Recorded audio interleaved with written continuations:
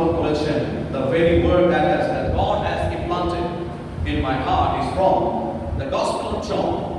যোহন লিখিত সুসমাচার তার 5 অধ্যায় থেকে ঈশ্বর আমাদের অন্তরে, খুবই পরিচিত একটি জায়গা, তা সত্ত্বেও ঈশ্বর আমাদের অন্তরের সঙ্গে আজকে কথা বলবেন। আসুন আমরা মনোসংযোগ করি ঈশ্বরের বাক্যের 5 অধ্যায়ে যোহন লিখিত সুসমাচার। ঘটনাটি আমরা সকলেই জানি। আমরা জানি যে সেখানে যদি আমরা গোড়ার দিকের কিছুটা অংশ আমরা পাঠ করি, সেখানে দেখব যে যিশু আরেকজন রোগীকে সুস্থ করেন এবং উপদেশ দেন। সেখানে লেখা রয়েছে, ইহার পরে জিহুদীদের একটি পর্ব উপস্থিত হইল, আর যিশু জেরুসালেমে গেলেন। জেরুসালেমে মেজদারের নিকট একটি পুষ্করিণী আছে, ইব্রিয় ভাষায় সেটির নাম বৈৎসদা। তাহার 5টি চারটি ঘাট, সেই সকল ঘাটে বিস্তর রোগী, অন্ধ, অক্ষঞ্জ ও শুষ্কাঙ্গ পড়িয়া থাকিত। তাহারা জল সঞ্চয়ের অপেক্ষায় থাকিত, কেননা বিশেষ বিশেষ সময় ওই পুষ্করিণীতে প্রভুর এক দূত নামে আসিতেন ও জল কম্পন করিতেন। সেই জল কম্পনের পরে যে কেহ প্রথমে জলে নামিত, তাহার যে কোনো রোগ হইউক সে তাহাতে মুক্তি পাইত। আর সেখানে একটি লোক ছিল, সে 38 বছরের রোগী। যিশু তাহাকে পড়িয়া থাকিতে দেখিয়া ও দীর্ঘকাল সেই অবস্থায় রহিয়াছে জানিয়া কহিলেন, তুমি কি সুস্থ হতে চাও? রোগী উত্তর করিল, মহাশয়, আমার এমন লোক নাই যে জলকম্পন হয় তখন আমাকে পুষ্করিণীতে নামাইয়া একজন আমার আগে নামিয়া পড়ে।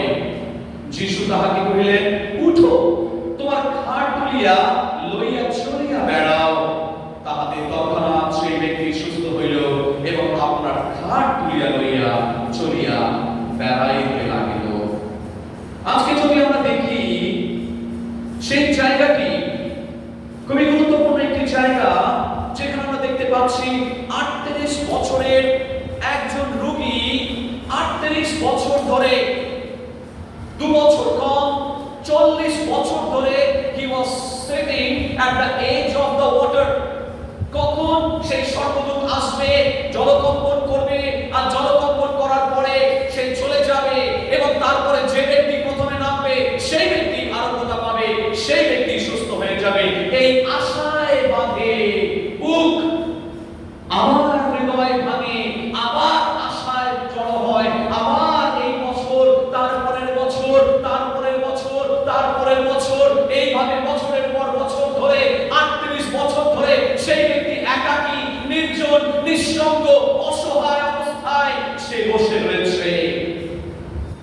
এর থেকে একটা বিষয় আমরা বুঝতে পারি, he had a deeper expectation to be healed. তার মনের মধ্যে একটা গভীর প্রত্যাশা ছিল, আর সেই গভীর প্রত্যাশা কি, শুধু গভীর বলবো না, আমাকে গভীরতর বলতে হবে, কারণ সেই গভীরতর প্রত্যাশা না থাকলে একজন ব্যক্তি 38 বছর ধরে একই জায়গায় সহায় সম্বলহীন অবস্থায় কেউ সেখানে বসে থাকতে পারত না। প্রিয় ভাই, ওখানে সেদিন অনেকেই ছিল, কিন্তু প্রভু যিশু সেই ব্যক্তির ধৈর্য দেখে তিনি দয়া পরবশ হয়েছিলেন। সেই ব্যক্তির ধৈর্য দেখে, সেই ব্যক্তির গভীর বিশ্বাস থেকে তিনি দয়া পরবশ হয়েছিলেন এবং দয়া পরবশ হয়ে তাকে তিনি বললেন, তুমি কি সুস্থ হইতে চাও? যদি আপনি এটা পড়েন দেখবেন সেখানে বলছেন, প্রভু যিশু জানিয়া, 38 বছর ধরে এই ব্যক্তি রয়েছেন সেটা জানিয়া প্রভু যিশু তাকে গিয়ে জিজ্ঞেস করলেন, তুমি কি সুস্থ হতে চাও? কেন সেদিন প্রভু যিশু, আরো অনেকেই তো সেদিন ছিল, সেদিন তো অন্য কারোর কাছে তিনি যেতে পারতেন, কিন্তু সেদিন কেন ওই ব্যক্তির কাছে গেলেন? কারণ যিশু জানলেন এই ব্যক্তির কত গভীর বিশ্বাস।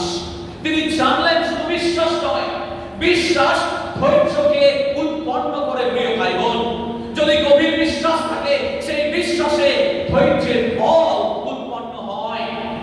অনেক সময় মানুষকে ঈশ্বর পরীক্ষা করেন, তার বিশ্বাসকে পরীক্ষা করেন এবং সেই বিশ্বাসকে, ধৈর্য তার জীবনে আছে কিনা সেটা তিনি দেখতে চান। প্রিয় ভাই বোন, আজকে আমরা সবকিছু চটজলদি পেতে চাই। আমরা এমন এক দুনিয়ার মধ্যে বাস করি, আজকে যদি কিছু ফলের গাছ ভাবি কালকেই যদি সেই গাছটা বড় হয়ে যাবে, ভাবি গার্ডেনের মতো যদি এটাকে টেনে বড় করা যেত, এমনটা যদি হতো। সবকিছু এখন রেডিমেড। দেখবেন মানুষ এখন রান্না করতে চায় না, কারণ মানুষ বিভিন্ন ভাবে কত সময় নেই, অর্ডার করে দাও, হোম ডেলিভারি, গলিতে গলিতে সব দিকে হোম ডেলিভারি করে দাও, তাড়াতাড়ি চলে আসবে, তাড়াতাড়ি সবকিছু তাড়াতাড়ি আমরা করতে চাই। আর সেই তাড়াতাড়ি করতে গিয়ে আমরা দেখি যে আমরা একটা রিলিজিয়াস সুপারমার্কেটের মধ্যে দাঁড়িয়ে আছি। সেটা আবার কি জিনিস? খায় না মাকে। রিলিজিয়াস সুপারমার্কেট মানে হচ্ছে আধ্যাত্মিকতার অনেক বাজার খুলে গেছে। একই জায়গায় যেমন অনেকগুলো দোকান রয়েছে, বিভিন্ন জায়গায় এরকম বিষয় রয়েছে, সেখানে অনেক ধরনের প্রচার হচ্ছে। এবং কেউ বলছে সাবান কেন, ঈশ্বরের প্রার্থনা করা সাবান, কেউ বলছে মানে সুপ আর সালভেশনের গল্প বলছি আর কি। সেখানে বলছে যে যত দেবেন তত পাবেন, কেউ বলছে যে এটা করলেই সঙ্গে সঙ্গে আপনি বিপদ থেকে উদ্ধার পেয়ে যাবেন। এরকম রিলিজিয়াস সুপারমার্কেটের মধ্যে আমরা দাঁড়িয়ে রয়েছি, অনেক দোকান আছে এবং সব দোকানে বিভিন্ন রকম ভাবে বলছে যে এটা করলেই আপনি রাতারাতি চটজলদি আপনি আপনার সমস্যা থেকে মুক্তি পেয়ে যাবেন। কিন্তু বাইবেল এমনটা কি বলছে? এ নিয়ে বিস্তর আমাদের পিএইচডি লেভেলে বিস্তর আলোচনা হচ্ছে আমার প্রফেসরদের সঙ্গে, বিস্তর তর্কাতর্কি চলছে। বিভিন্ন যারা আমাদের পিএইচডি লেভেলে ক্যান্ডিডেট রয়েছেন, তারা কেউ সাধারণ ব্যক্তি নয়, তারা এই বিষয়ে অনেক পড়াশোনা করেছেন। শুধু তাই নয়, এক একজন বিরাট বিরাট চার্চের ভালো, তারাও করতে এসেছেন পিএইচডি, এবং তারা বহু আলোচনা করছেন এবং তারা বলছেন যে ঈশ্বর ধৈর্যের পরীক্ষা নেন। বলুন আমেন। বেথেল সাধারণ মণ্ডলী নয়, সেই কারণে মাঝে মাঝে আমি শক্ত খাবার দিয়ে থাকি, কারণ এখনো হার চেপানোর মতো ক্ষমতায় বেথেল আছে বলে আমি বিশ্বাস করি। বলুন আমেন। সেই কারণে বিভিন্ন দোকানে যখন বলছে আসুন আসুন, একেবারে পসরা সাজিয়ে বসেছে এবং তারা মানুষকে আহ্বান করছে এবং তারা বলছে রাতারাতি আপনার সমস্যা মিটে যাবে। কিন্তু প্রভু যিশু এখানে কি বলছেন? বাকি বিভিন্ন জায়গায় দেখুন, সেখানে বলছে 38 বছর ধরে তিনি সেখানে বসে রয়েছেন। প্রিয় ভাই বোন, he was sitting for 38 years, nearly 40 years। এই 40 বছর ধরে সময়টা মোটেই কম নয়, জীবনের একটা অংশ চলে গেল। ঈশ্বর তারপরে এসে তাকে বললেন, মসিকে যখন ঈশ্বর আহ্বান করেছিলেন কত বছর বয়সে জানেন? 80 বছর বয়সে। 40 বছর প্রান্তরে কোথায় কাটিয়েছেন? প্রাসাদে।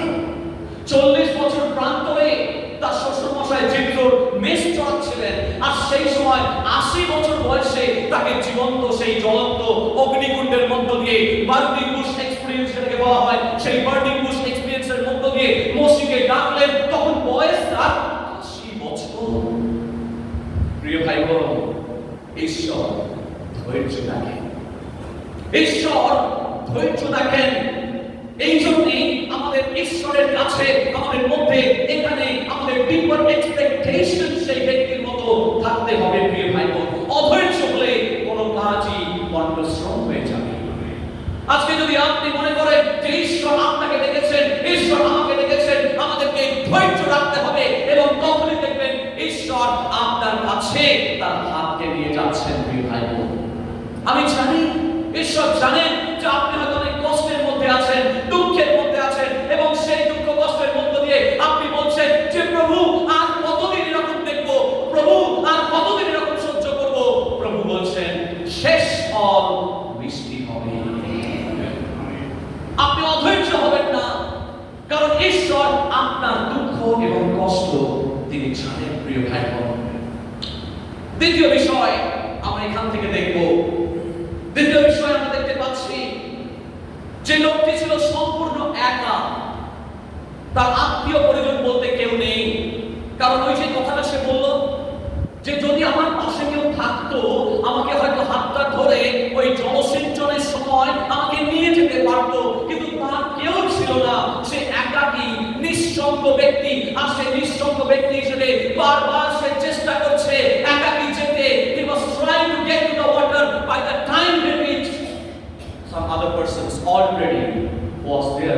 in the water. আরেকজন চলে যাচ্ছে তার আগে, আরেকজন তাকে ওভারটেক করে নিচ্ছে, কিছুতেই সে পাচ্ছে না। তার বন্ধু বান্ধব কেউ ছিল না, শুভাকাঙ্ক্ষী কেউ ছিল না, আত্মীয় স্বজন বলে কেউ ছিল না, লোকটিকে বোধহয় কেউ ত্যাগ করেছিল তার পরিবার। অন্তত প্যাসেজটা দেখলে সেই রকমই মনে হয়, কারণ প্যাসেজে অন্য কোনো আত্মীয় কথা, বন্ধু বান্ধবের কথা একেবারে কিছুই লেখা নেই। লোকটির অসহায় অবস্থা প্রভু সেদিন দেখেছিলেন। মানুষ অসহায় হলেও প্রিয় ভাই বোন, ঈশ্বর দুর্বলের সহায় হওয়ার জন্য নেই। আপনি যদি মনে করছেন আপনার পাশে কেউ নেই, আপনি যদি ভাবছেন আপনার বন্ধু বান্ধব আপনাকে ত্যাগ করেছেন, আপনার সমস্ত প্রিয় লোকেরা আপনাকে ত্যাগ করেছেন, ঈশ্বর বলছেন আমি তোমাকে ত্যাগ করব না, আমি তোমাকে পরিত্যাগ করব না। আমি never leave you not forsake you, আমি তোমাকে কোনোভাবে ত্যাগ করব না। এখানে মানুষকে আগে সকলে নেমে চলে গেলেও প্রভুর অনুগ্রহ কিন্তু কারোর উপরে ছিল না, একমাত্র এই ব্যক্তির উপরে ছিল। দেখুন, তার আগে বছরের পর বছর অন্যান্য লোকেরা চলে গেছে তাকে ফেলে দিয়ে, তাকে পেছনে ফেলে, কিন্তু ঈশ্বর তাকে পেছনে ফেলে যাননি। জগৎ সংসার আপনাকে পেছনে ফেলে গেল, ঈশ্বর আপনাকে পেছনে ফেলে যাবেন না। একজন বিখ্যাত থিওলজিয়ান একটা কথা বলেছিলেন এবং তিনি বলছেন God walks slowly, কারণ ঈশ্বরের স্পিডের সাথে, ঈশ্বরের গতিবেগের সাথে আমরা কেউ চলতে পারবো না। সেজন্য ঈশ্বর নিজের গতিবেগ, নিজের ভলিউম নিজেই কমিয়ে দেন। God walks slowly, আপনি যে গতিবেগে চলেছেন আপনাকে আপনার সাথে সাথে পায়ে ছন্দ ছন্দ মিলিয়ে, আপনার পায়ের সঙ্গে কদমে কদম মিলিয়ে তিনি আপনার সাথে চলেছেন। তাই কখনো আপনাকে নিজেকে নিরাশ ভাববেন না, কখনো নিজেকে উদাস ভাববেন না, নিজেকে কখনো অসহায় ভাববেন না, কারণ জানবেন ঈশ্বর আপনার সহবর্তী। ঈশ্বর আপনার সহবর্তী রয়েছেন প্রিয় ভাই। আর সেই কারণে অন্যায়ভাবে বঞ্চিত করে রাখা হলেও কেউ যেন না ভাবে যে ঈশ্বর আপনাকে পরিত্যাগ করেছেন। অনেক সময় দেখবেন আপনার স্বামী হয়তো আপনাকে সেইভাবে গুরুত্ব দেন না। এই জগৎ সংসারে সবাই আপনাকে সমানভাবে বুঝতে পারবে না।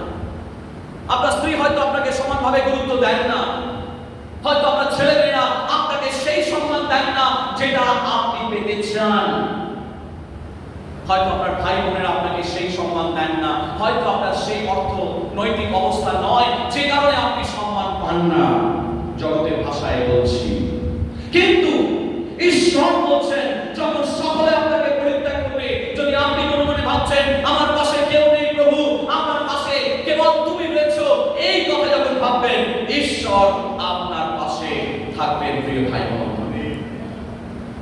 সুতরাং প্রভু আপনার ধৈর্য দেখেন, প্রভু আপনার ধৈর্য রাখেন। প্রথম বিষয়, প্রথম অন্তর্দৃষ্টি, প্রভু আমাদের ধৈর্য রাখেন। দেখেন আমরা কতটা তীব্রভাবে ইচ্ছুক রয়েছি। সেই ব্যক্তির কথা ভুলে যাবেন না, সেই ব্যক্তি সেই 12 বছর ধরে ঘুরে বেড়াচ্ছে, এখানে যাচ্ছে ওখানে যাচ্ছে, যদি আমি আরো কথা পাই, যদি আমি এটা করতে পারি, তাহলে বহু লোক হয়তো তাকে সেই বিভিন্ন পরামর্শ দিয়েছিল, কিন্তু সমস্ত পরামর্শ ব্যর্থ হয়ে 12 বছরের সেই শেষ প্রধান রোগী যিশুর পেছনে পেছনে এসে বলছে একবার যদি যিশুর ঠোঁট স্পর্শ করতে পারি, একবার যদি যিশুর ঠোঁট স্পর্শ করতে পারি, আমি হয়তো আরো কথা পাবো।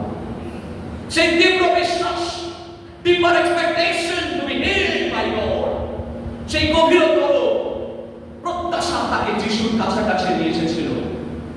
আপনাদের কাছেও সেই প্রত্যাশা যদি থাকে, আপনি যিশুর কাছে আসতে পারবেন।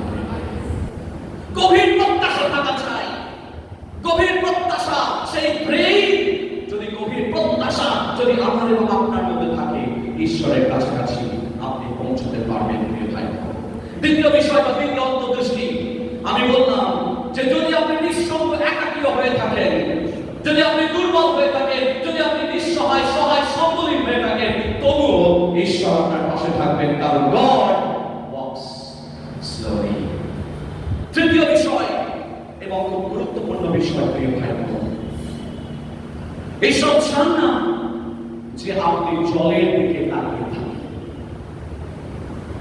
এত বছর ধরে সেই ব্যক্তি কোথায় তাকিয়েছিল? তার আশা জলের উপরে। যদি আমি জলেতে পৌঁছতে পারি, একবার যদি জলে আমি নামতে পারি, আমি সুস্থ হয়ে যাব, এই আশায় আশায় মরে চাষা বহু বছর ধরে সেই একই জায়গায় বসে বসে 40টা বছর তার জীবনে শেষ করেছিল। তাকিয়ে রয়েছে জলের দিকে, ভাবছে জগতের কোনো সাহায্য যদি আমি পেতাম, জগতের কোনো সাহায্য যদি আমি পেয়ে যেতাম, তাহলে হয়তো আমার জীবনটা এমন হতো না। সে কল্পনা করছে, আমিও কল্পনা করছি, হয়তো সে মনে মনে এরকম ভেবেছিল, যদি জগতের কোনো লোক আমাকে একবার ধরে নিয়ে নামিয়ে দিত, তাহলে হয়তো আমি আরোগ্যতা পেয়েছিলাম। তার সমস্ত আশা ভরসা সে জলের দিকে রেখেছিল, কিন্তু ঈশ্বরের দিকে তাকায়নি। প্রিয় ভাই বোন, যদিও সে গভীর প্রত্যাশা তার ছিল, কিন্তু তাকিয়েছিল জলের দিকে। সে শুধু জলের দিকে তাকিয়ে 40টা বছর নষ্ট করেছে। প্রিয় ভাই বোন, এখানে দুটো জিনিস রয়েছে। যখন আপনি ভাববেন আপনার হয়তো প্রয়োজন রয়েছে, আপনার হয়তো আরোগ্যতার প্রয়োজন রয়েছে, আপনার যে কোনো প্রয়োজন থাকুক না কেন, কিন্তু যদি আমরা জলের দিকে তাকিয়ে থাকি, তাহলে কিন্তু অনেক সময় অপচয় হবে। যদি সে জলের দিকে না তাকিয়ে ঈশ্বরের দিকে তাকাতো, তাহলে বোধহয় সেই রেজাল্টটা আজকে অন্যরকম হতে পারতো। প্রিয় ভাই বোন, কারণ সে শুধু নিচের দিকে তাকিয়েছিল। জীবনের 38টা বছর সে ওইভাবেই পড়েছিল। সে ভাবছে কখন আমাকে কেউ সঙ্গে করে নিয়ে যাবে, কখন কেউ আমার দিকে আসবে, তবে আমি সেখান থেকে উঠব। প্রিয় ভাই বোন, আজকে দুটো উদাহরণ আমি দেব। সেই দুটো উদাহরণের মধ্য দিয়ে আমরা ধ্যান করব। সেই উদাহরণ দেওয়ার আগে আরেকটা বিষয় এখান থেকে উঠে আসে। ঈশ্বর আত্মা আমাদের সঙ্গে কথা বলছেন। সেই ব্যক্তি বলছে, মানে সেই ব্যক্তি জলের দিকে তাকিয়েছিল। জলটা কোথায় ছিল? নিচের দিকে। প্রিয় ভাই বোন, মনোযোগ দিয়ে শুনবেন। আমাদের নিচের দিকে তাকালে চলবে না, আমাদের নিচের দিকে তাকালে চলবে না। উদাহরণ দিই, কিছু উদাহরণ দেব, দুটো বাইবেল থেকে আর দুটো বাইবেল থেকে। পরশ পাথর নামে বহু পূর্বে আমরা সকলেই তুলসী চক্রবর্তীর একটি সিনেমা আমরা দেখেছি, সত্যজিৎ রায়ের পরিচালনায়, পরশ পাথর। সেই পরশ পাথর যখন একটি বাচ্চা ছেলে কুড়িয়ে পেল রাস্তার থেকে, তখন তুলসী চক্রবর্তী বুঝতে পেরেছিল ওটা কোনো সাধারণ পাথর নয়, এবং সেই বাচ্চাটার হাত থেকে কেড়ে নেওয়ার জন্য তাকে বিভিন্ন লোক দেখালো। সেই বাচ্চাটার হাত থেকে সেই তুলসী চক্রবর্তী বলছে যে তোকে আমি অনেক লজেন্স দেবো, অনেক বিস্কুট টিস্কুট লজেন্স খেলনা টেলনা নিয়ে তার বাড়িতে গিয়ে হাজির, এবং তাকে লোক দেখাচ্ছে ওটা দিয়ে দে, আমি তোকে এই লজেন্স দেবো, আমি তোকে বিস্কুট দেবো, আমি তোকে এটা দেবো, আমি তোকে ওটা দেবো। লোক দেখাচ্ছে, এবং সেই লোভে সেই বাচ্চা ছেলেটি সেই পরশ পাথরটা তাকে দিয়ে দিল। সে বুঝতেও পারল না যে কত দামি জিনিস তার হাত থেকে বেরিয়ে গেল। ভাই বোন, অনেক সময় আমাদের জীবনের মধ্যেও শয়তান এইভাবে ঠিক আদম এবং হওয়ার জীবন থেকে সেই লোভ থেকে ঈশ্বর যেটা বারণ করেছিল, সেই লোভের ফলে সেটা কি করলো, সেই জিনিসটা তার হাতে অথরিটি ছিল। আদমের হাতে ঈশ্বর অথরিটি দিয়েছিলেন, তার হাতে সমস্ত কিছু ক্ষমতা দিয়েছিলেন, এবং তিনি বলেছিলেন সব কিছু তুমি খেতে পারো, ওইটা বাদ দিয়ে। কিন্তু শয়তান তার হাত থেকে সেটা কেড়ে নিয়েছিল। প্রিয় ভাই বোন, আজকে যদি আমরা এসাওয়ের জীবন দেখি, এসাও কি করেছিল? সে তার খুব খিদে পেয়েছিল, এবং খুব খিদের চোটে তার জন্মাধিকার বার্থরাইট বিক্রি করে দিয়েছিল। কার কাছে? যাকবের কাছে, তার ভাইয়ের কাছে। যাকবের কাছে তার জন্ম অধিকার বিক্রি করে দিয়েছিল। প্রিয় ভাই বোন, আজকে ঈশ্বরের মধ্য দিয়ে কথা বলছেন যে আমাদের দৃষ্টি যেন নিচের দিকে, শুধু জলের দিকে না থাকে, নিচের দিকে না থাকে, ঊর্ধ্বমুখী থাকে। যখন আমাদের দৃষ্টি নিচ থেকে ঊর্ধ্বে উঠবে, তখন দেখবেন ঈশ্বর আমাদেরকে নতুন এক আশায়, নতুন এক উচ্চতায়, নতুন এক মাত্রায় তিনি আমাদেরকে তুলবেন। প্রিয় ভাই বোন, আজকে ঈশ্বর বলছেন আমাদের জীবনের দুর্বলতা অনেক সময় আমাদের জীবনের আশীর্বাদকে চুরি করে নিয়ে চলে যায়। আজকে আপনার জীবনের কোন দুর্বলতা রয়েছে আপনি নিজেকে নিজে প্রশ্ন করুন। আজকে নিজেকে নিজে চিন্তা করুন, কোন দুর্বলতা আপনার জীবনের সেই ঈশ্বরের আশীর্বাদগুলো, যে আশীর্বাদগুলো আপনার জীবনে ঈশ্বর দিতে চান, সেই আশীর্বাদগুলোকে আপনি নষ্ট করে ফেলছেন। আজকে যদি আপনার জীবনের কোনো মন্দ অভ্যাস থাকে, যদি আপনি নিচের দিকে তাকাচ্ছেন, বারবার করে ঈশ্বর বলছেন সেখান থেকে উঠে আসতে, এবং বারবার করে আপনি সেই জায়গাতে নেমে যাচ্ছেন, তখন ঈশ্বর তার মধ্য দিয়ে আশীর্বাদ করতে পারছেন না। সেই আশীর্বাদের জায়গাটা আমি ক্রমশ বা আপনি ক্রমশ বা আমরা ক্রমশ নষ্ট করে ফেলছি। আজকে এমন কি জায়গা রয়েছে আপনি চিন্তা করুন, যখনই আপনি কোনো জায়গায় নিচে তাকাচ্ছেন, এই নিচে তাকানোটা রিপ্রেজেন্টিং যে আমাদের কোনো দুর্বলতা আছে। কিসের প্রতি আমাদের দুর্বলতা? সেই দুর্বলতার জায়গাটা যদি আপনি বন্ধ করতে না পারেন, দুর্বলতার জায়গাটা আপনার দৃষ্টি ওই জায়গা থেকে উঁচুতে যতক্ষণ না পর্যন্ত উঠছে, ততক্ষণ পর্যন্ত ঈশ্বর আপনাকে আমাকে আশীর্বাদ করতে পারছে না। সেই ব্যক্তি 38 বছর ধরে ওই একই জায়গায় পড়েছিল, ওই একই স্ট্যাটাসে পড়েছিল, তার জীবনের একটাই স্ট্যাটাস ছিল, he was an invalid person। ভেবে দেখুন, 38 বছর ধরে he was an invalid, Bible বলছে, ইংরেজি বাইবেলে বলা হয়েছে he was an invalid person। তার কোনো মূল্য ছিল না, একই জায়গায় পড়ে রয়েছে। কিন্তু যখনই তার দৃষ্টি নিচুর দিক থেকে উঁচুর দিকে তুলল, যিশুর দিকে তাকালো, যিশু তাকে নতুন পরিচয় দিলেন।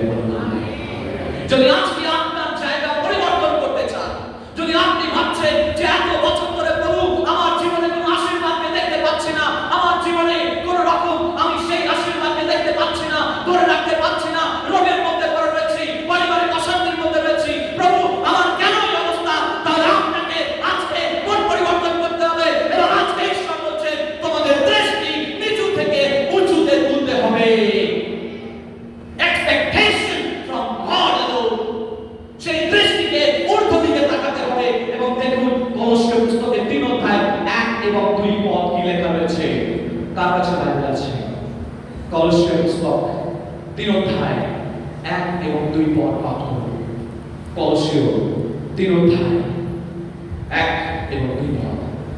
কেউ একজন আরেকজন রেডি রাখবেন ফিলিপ্পীয় পুস্তক 4 অধ্যায় 8 পদ। প্রথমে কলস্সীয় 3 অধ্যায় 1 2 পদ কে পেয়েছেন?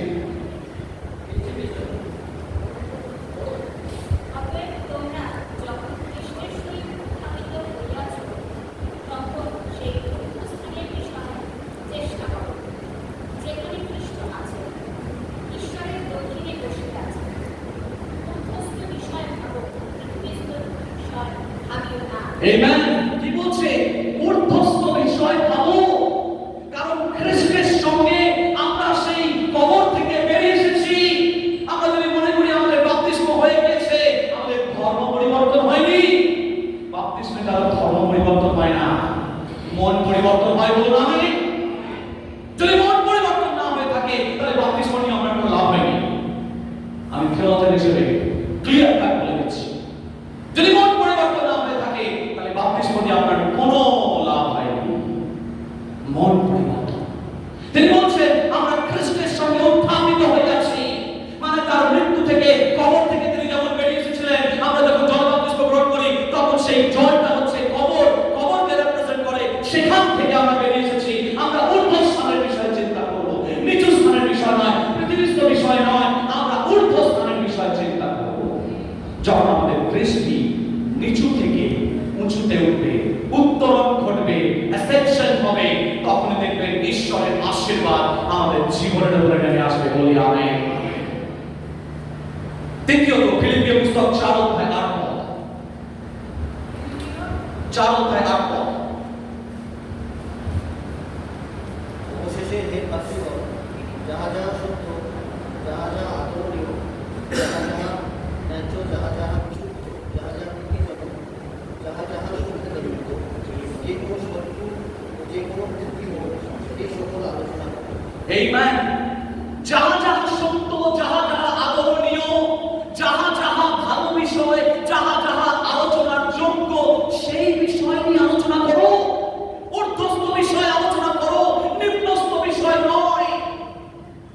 ঊর্ধ্বস্থ বিষয় আলোচনা, যাহা যাহা শ্রুতিযোগ্য শোনা যায়, যাহা যাহা ভালো বিষয় উত্তম লোক সমাজের কাছে আলোচনা করা যায়, গোপনে আলোচনা করতে হয় না, সেই সমস্ত বিষয়ে আমরা আলোচনা করি, সেই সমস্ত বিষয়ে আমরা সেই বিষয়ে ভাবি, আমরা সেই বিষয়ে চিন্তা করি, আমরা সেই বিষয়ে ভাবি। তখন আমাদের দৃষ্টি নিচু থেকে উঁচুতে উঠবে। প্রিয় ভাই বোন, একজন ব্যক্তি তার খুব টাকার দরকার ছিল। সে একজন ব্যক্তি, তার কাছে একজন বলল যে আপনি এই জিনিসটা নিয়ে যান। একজন কেউ তাকে একটা জিনিস দিল, একটা বড় একটা জিনিস, কি জিনিস পড়ে আসছে, সেই জিনিসটা দিয়ে সে বলে এই জিনিসটা দিয়ে কি হবে, এই জিনিসটা তো খুব একটা কি জিনিস, একটা পাথরের মতো, কি হবে, এটা দিয়ে কেন টাকা পাবো? আর বললো আপনাকে দিলাম, আপনি এটাকে ব্যবহার করুন, তারপর দেখুন। এবার সে সব জায়গায় গিয়ে দেখাচ্ছে, এই দেখো এটা একটা জিনিস পেয়েছিল, এই দেখো একটা জিনিস পেয়েছিল, সবাইকে দেখাচ্ছে। সবাই চৌরি নয়, সবাই পাথর চিনতে পারে না। অনেক লোককে দেখানোর পরে হঠাৎ একজনের চোখে পড়েছে, ও বুঝতে পেরেছে দূর থেকে এটা উজ্জ্বলতার না হলেও চকচক করলে এই সময়টা নাকি দূর থেকে না হলেও এটা অরিজিনাল গোলাপি হিরে। দূর থেকে বুঝতে পেরেছে এটা একটা গোলাপি হিরে। এবং সেই ব্যক্তি বলছে, আরে একটা ফালতু পাথর নিয়ে কি করছো তুমি, ঘুরে বেড়াচ্ছ, ফালতু পাথর কি হবে ওকে, ওকে মিসগাইড করছে। তখন সে ব্যক্তি বোকা, কারণ সে চেনে না। তখন সে বলছে, আরে আমার কিছু টাকা চাই, একজন ব্যক্তি দিল, কি করবো এটা নিয়ে? বলছে তুমি এক কাজ করো, তোমার টাকা দরকার, তোমাকে কিছু টাকা দিয়ে দিচ্ছি। কিছু টাকার জন্য দিয়ে দিল এবং সেই গোলাপি হিরেটা তাকে দিয়ে দিল। তার সঙ্গে সঙ্গে আরেকটা বললো, আরো দামি জিনিস তোমাকে দিতে পারি। কি জিনিস? বেশ চকচকে জিনিস, এটা বিক্রি করে আরো কিছু টাকা পাবে। ঠিক সেই রকমই দেখতে, সেই রকমই আকারে, কিন্তু চকচক তার উজ্জ্বল খুব বেশি। একটা কাঁচের টুকরো তার হাতে তুলে দিল, আর তার হাত থেকে অরিজিনাল হিরেটা সরিয়ে নিয়ে ভাই। আজকে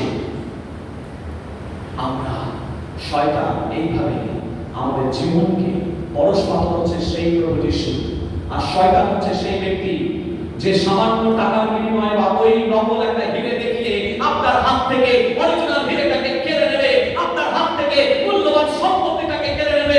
আজকে যদি আপনি সেই সম্পত্তিকে ধরে রাখতে চান, তাহলে আপনাকে জগতের চিন্তায় চলতে হবে না, আপনাকে জগতের দর্শনে চলতে হবে না, আপনাকে জগতের নিয়মে চলতে হবে না, আপনাকে ঊর্ধ্ব স্থানে দৃষ্টি রাখতে হবে। আপনার দৃষ্টিকে সেখান থেকে তুলে আপনাকে ঊর্ধ্ব স্থানে রাখতে হবে এবং সেই পার্থিব বিষয় নয়, কিন্তু সর্বস্ব বিষয় চিন্তা করতে হবে।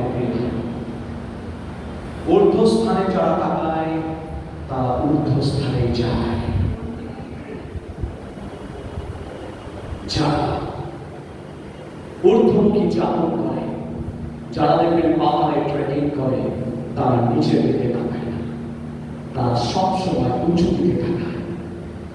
ঊর্ধ্বস্থানে যারা না তাকায়, নিচের দিকে যদি তাকায়, কিছুতেই উঠতে পারে না, ভয়তে সেখান থেকে পড়ে যায়।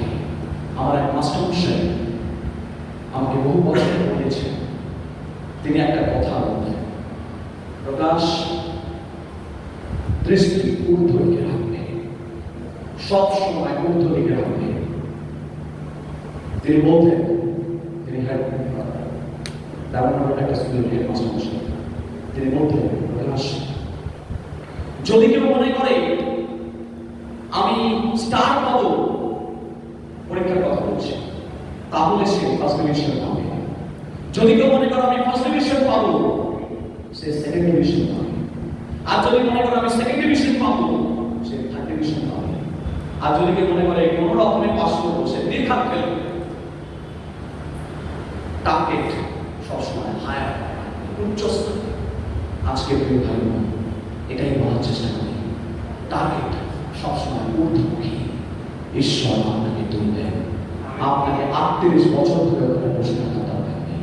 আপনার জীবনকে তিনি ব্যবহার করবেন, আপনার জীবনকে তিনি পরিবর্তন করবেন। আপনি যেখানে বসে আছেন আর সেখানে বসে থাকবেন না। ঈশ্বর আপনার স্থান পরিবর্তন করবেন, বলুন আমেন। কিন্তু আপনার দৃষ্টি ঊর্ধ্বমুখী হবে।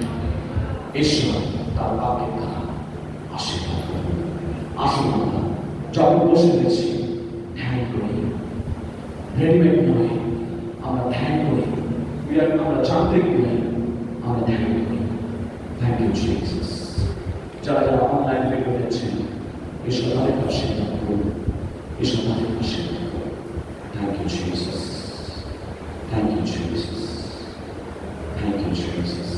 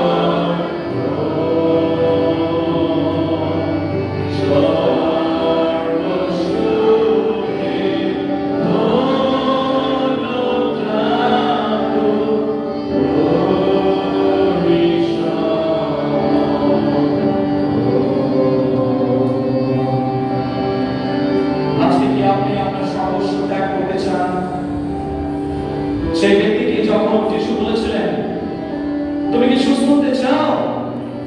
আজকে প্রভু যিশু একই প্রশ্ন আমাদেরকে করছেন, তুমি কি চাও তোমার পরিবার সুস্থ হয়ে যাক? তুমি কি চাও তোমার স্বামী সুস্থ হয়ে যাক? তুমি কি চাও তোমার স্ত্রী সুস্থ হয়ে যাক? তুমি কি চাও তোমার সন্তানরা সুস্থ হয়ে যাক? তাদের জীবনযাপন যদি সঠিক না থাকে, তাহলে তুমি কি চাও আত্মিক জীবনে তারা আবার ফিরে আসুক? জাগতিক জীবন থেকে, মন্দতার জীবন থেকে, কুপথ থেকে তারা ফিরে আসুক?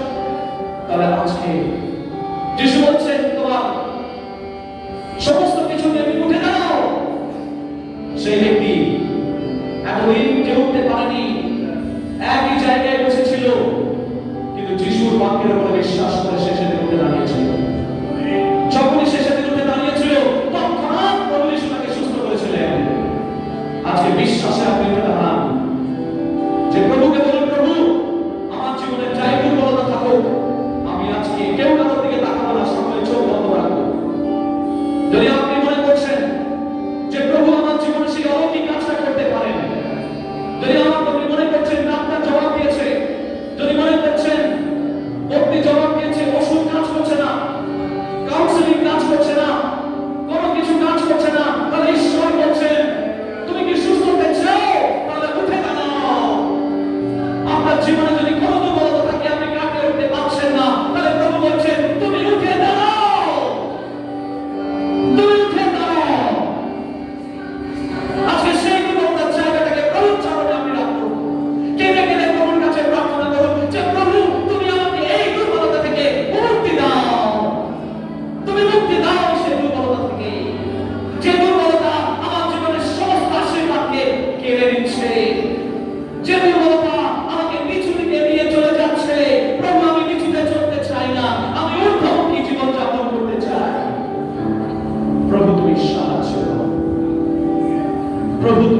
সাহায্য করো।